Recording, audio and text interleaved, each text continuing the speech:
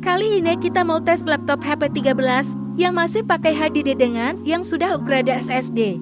Kita nyalakan laptopnya. Laptop yang sudah pakai SSD, loadingnya terasa lebih cepat. Belum sempat ambil napas, Windows-nya udah siap kerja. Hanya butuh 10 detik untuk loading.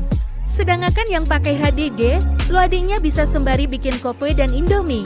Durasi bootingnya butuh waktu 1 menit 18 detik. Kalau kamu masih nunggu laptop booting sambil bikin Indomie, itu tandanya kamu butuh SSD, bukan sabar.